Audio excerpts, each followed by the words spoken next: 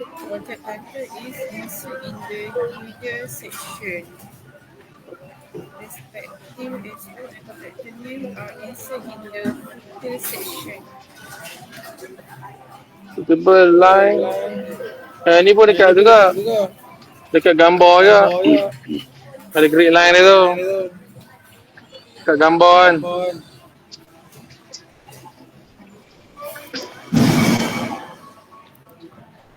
Gambar tu.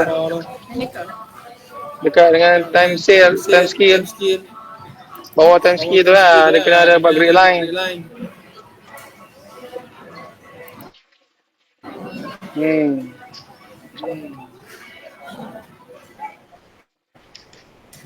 Dia tahu apa grid line kan. Suitable grid line kan.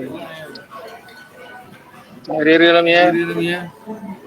Tu bagi gambar. Kena ingat lah kalau boleh tu. Okey. Ni gantek, ni gambar. Kita tak mau pakai dah. Tepi kadang-kadang tak mau pakai dah.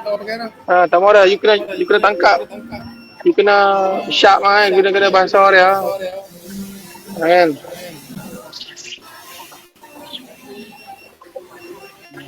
Tu kena ingat semua.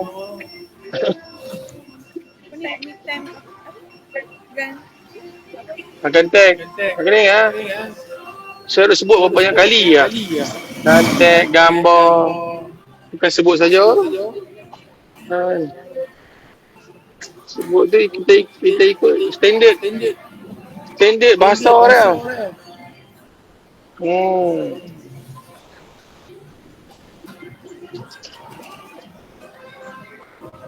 Kan dia ada grid line. Cuba klik kanan ni. Ke gambar tu kan. Cari dia tengok grid line.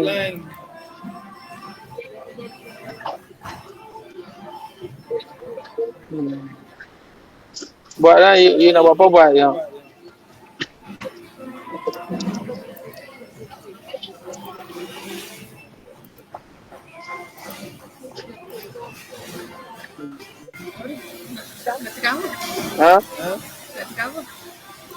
Try guna semua. Klik ya. Nak tengok apa jadi. Kita nak apa.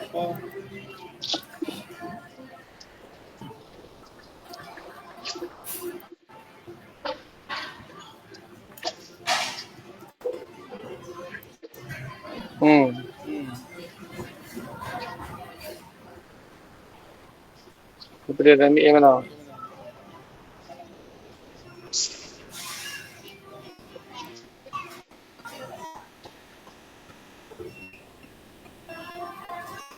Itu dia ada line hijau ni. Tu pilih apa line hijau tu? Mana ni?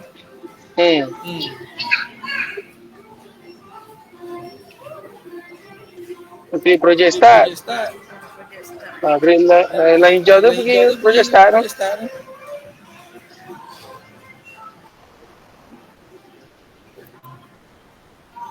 Status date tu. Kita cuba update tengok tengah projek.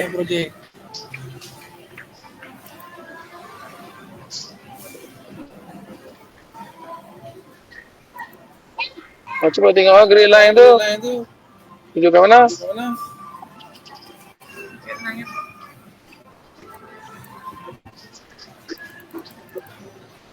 Cuba update projek.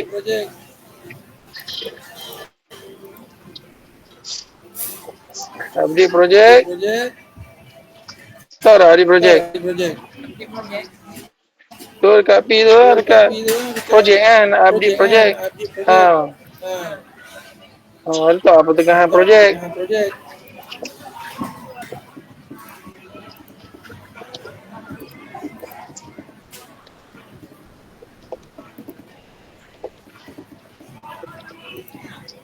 Okey, lepas tu tengok ada line lah.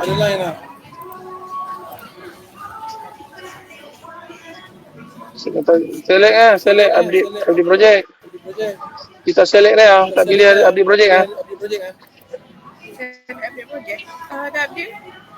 Bukan dekat gambar dia, grid line. Kita tanda lagi kat grid line. Tak nampak lah, tak pilih. Saya update projek. Ataupun projek status date. Line tak ada kot. So, kita pilih line.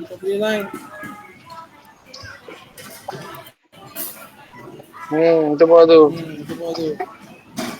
Dekat normal type dia tak?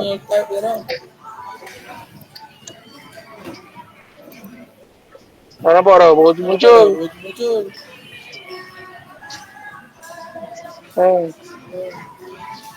Kalau ikut ni lah, checklist lah.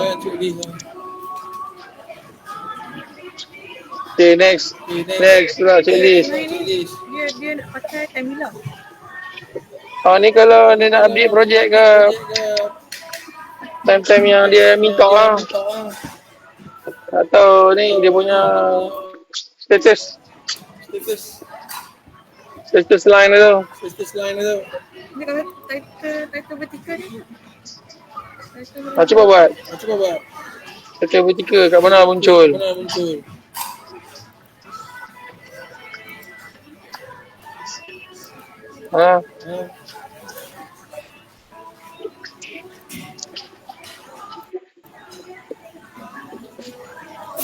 Kat mana? Dia wujud kat mana?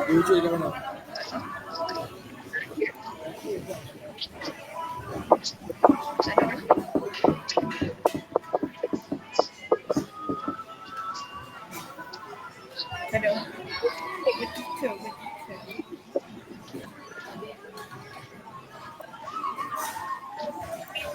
Cuba link ni tengok.